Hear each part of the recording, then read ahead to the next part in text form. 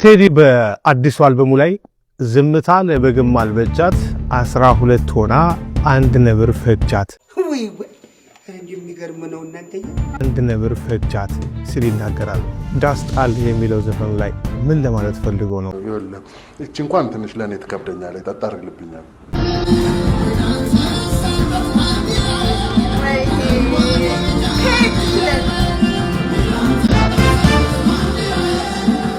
የማያልፍ ለደሃ ምን ያው ሞት ነው የሰይጣን ክፋቱ ሰው ማጋጨቱ።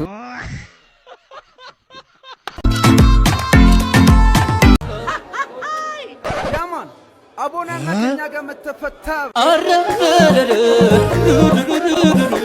ለባሌ ብቻ ነኝ ሴት። ሌሎቻችሁ ብሮ እያላችሁ መጥራት ትችላላችሁ። እና ስለ ሴክስ ሳወራ ደግሞ መሰጣችሁ መስላችሁ ሰዎች የለም ብሮ ነኝ። ለሌሎቻችሁ ብሮ እያላችሁ መጥራት ትችላላችሁ። እቺ ነው ወንድሜ ናት ያልከው?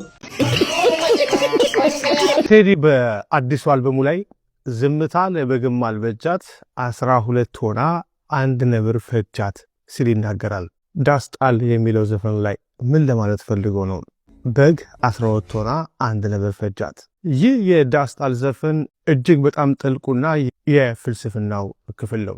እንደው ቀበሬ ዝምታ ለበግም አልበጃት 12 ሆና አንድ ነብር ፈጃት።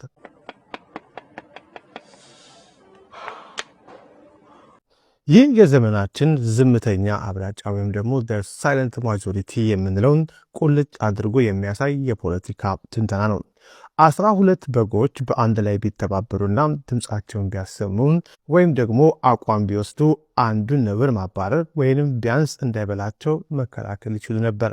ነገር ግን በጎቹ የራሳቸውን ተራ የጠበቁ በዝምታና በፍርሃት ስለታሰሩ አልገባኝም። አንድ ነብር ማለትም ጥቂት አክራሪና ጽንፈኛ የፖለቲካ ኃይሎች አብላጫውንና ሰላም ወዳዱን ህዝብ አንድ በአንድ እያረዱ ጨረሱት ለማለት ነው።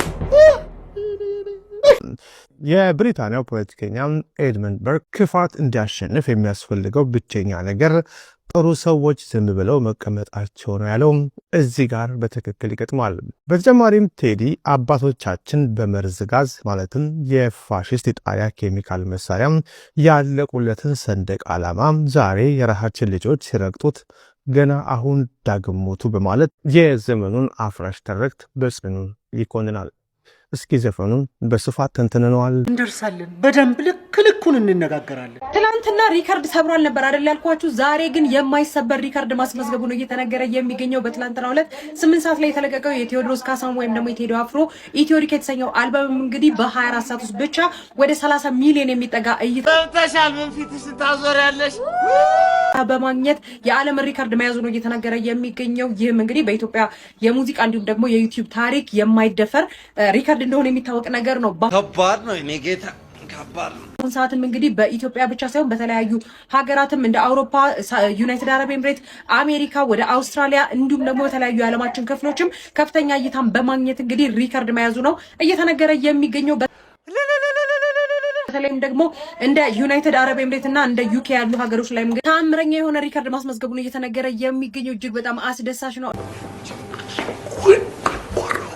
እናንተ ሳውንም በሙዚቃው እየተዝናናችሁ ነው ወይ? ገና ከተለቀቀ 24 ሰዓቱ ነው። በርካታ እይታዎችን በየሰዓታት ልዩነቱ ማለት ነው በሚሊዮኖች የሚቆጠሩ እይታዎችን እያገኘ ይገኛል። አሁን የትኛው ሙዚቃ ይበልጥ ወደዳችሁት? ኮሜንት ላይ ሀሳባችሁን አጋሩኝ። በሌሎች መረጃዎች አሁን መልሳለሁ። መልካም ቀን ይሆናላችሁ። ቴዲ አፍሮ መጥቶ ቁም ነገር ነገ ጧት አሁን እኔና ቴዲ ሆነን ኤግዛምፕል ነው እግዚአብሔር እኔ በዚህ ሌቭል ስለማስብ ነው።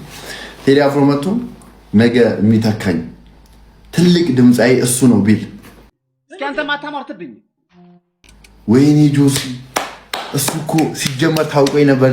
አሽቃባጭ ዛኔ ነጭ ተቀባ ወይም ዱቄት ውስጥ ገባ ዛኔ እንገናኛለን። እስከዛ ችግር የለም። እስከዛ አሁን ኮላ በአንድ ዘፈናም ከቴዲ ጋር ምናምን ሰርቼ ብታይ አሁን ለምሳሌ 18ቱ ዘፈን ጋር አንዱ ጋር ኮላ እኔና ቴዲ ብንሆን ኖሮ ቆይ ቁም ነገር በሆን ኖሮ እኔና ቴዲ አፍሮ ብንሆን ኖሮ በጣም ቆንጆ ሀሳብ ነው። ማን ነው እንደዚህ የሚያደርግ? ምን እንደሚሉ አስቡ። አሁን ለምሳሌ እንትን የሚለው ዘፈን ላይ አንዱ ላይ መሪማ ላይ ኤግዛምፕል ኮላብ ፊውቸሪንግ እኔ ያለው በስማ ይኸውልህ አንጥፈህ ማለት ነው ነበር፣ ግን ችግር የለም እንዳጋጣሚ ሆኖ የለውም። ጠንክረህ መስራት አለብህ።